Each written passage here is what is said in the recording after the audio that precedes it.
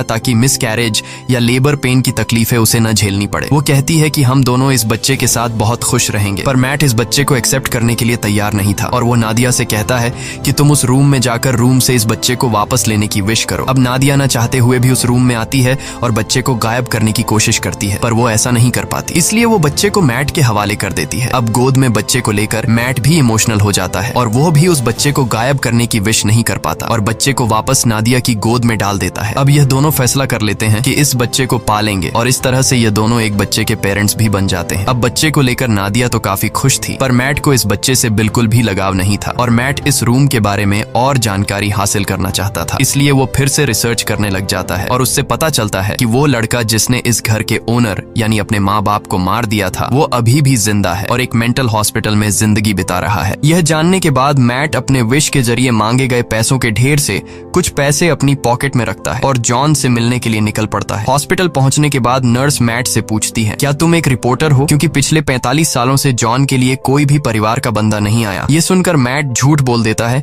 कि मैं भी एक रिपोर्टर हूँ। कुछ देर बाद जॉन आता है। जॉन बूढ़ा हो चुका था और जॉन पीछे वाले टेबल पर बैठकर मैट से कहता है, मुझे तुम्हारा ही इंतजार था। ये सुनकर मैट को कुछ अजीब लगता है और वो डायरेक्ट जॉन से पूछता है कि तुम इस रूम के बारे में क्या जानते हो और तुमने अपने मॉम डैड को क्यों मारा? तब जॉन कहता है कि मैंने अपने पेरेंट्स को नहीं मारा, बल्कि उस रूम ने मुझसे यह करवाया। इसके बाद जॉन मुस्कुराते हुए कहता है, मुझे पता है कि तुम अभी मजे कर रहे हो, खूब खाना पीना, महंगे कपड़े और एंजॉय, लेकिन जल्द ही इसकी कीमत तुम्हें चुकानी पड़ेगी। और जॉन मैट से कहता है, जितनी जल्दी हो सके इस घर को छोड़ दो। मैट को जॉन की दिमागी हालत ठीक नहीं लगती, इसलिए वो उसे वहीं पर छोड़कर घर लौटने लगता है। रास्ते में वो पेट्रोल पंप पर गाड़ी में पेट्रोल डालने के लिए गाड़ी खड़ी करता है। पेट्रोल डलवाने के बाद जब मैट एम्प्लॉई को पैसे देने के लिए जेब में हाथ डालता है तो उसके हाथ में पैसों की जगह राख निकलती है। यह देखकर वो परेशान हो जाता है।